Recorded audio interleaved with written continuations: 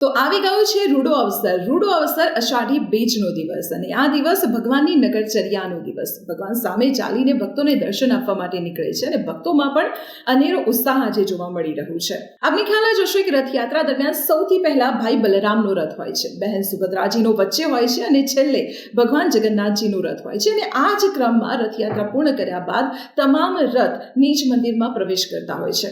જ્યારે રથ નિજ મંદિરમાં પ્રવેશ કરે છે ત્યારે મંદિરના જે મહંત દિલીપદાસજી છે તેઓ સૌથી પહેલા ભગવાનની નજર ઉતારે છે.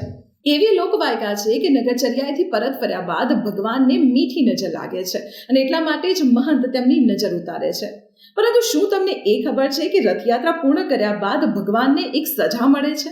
અને આ સજા એ છે કે તેમને પોતાના ભાઈ અને બહેનની સાથે મંદિરમાં પ્રવેશ નથી મળતો.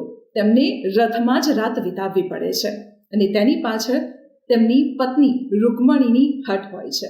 તેઓ રિસાયા હોય છે, કારણ કે ભગવાન પોતાના ભાઈ અને બહેનની સાથે નગરચર્યાએ નીકળી જાય છે અને પત્નીને પૂછતા નથી. બસ આ વાતથી જ પત્ની રૂકમણી રિસાઈ જાય છે અને તેમને મંદિરમાં પ્રવેશ નથી આપતી. અને એટલા માટે જ ભગવાનને પોતાના ભાઈ અને બહેનની સાથે આખી રાત રથમાં વિતાવવી પડે છે. અને બીજા દિવસે વહેલી સવારે રથમાં જ ભગવાન જગન્નાથજીની મંગળા આરતી કરવામાં આવે છે, અને ત્યારબાદ જ તેમને મંદિરમાં પ્રવેશ આપવામાં આવે છે. તો આવી રોચક વાતો માટે આપ જોડાયેલા રહો સંદેશ ડિજિટલ સાથે.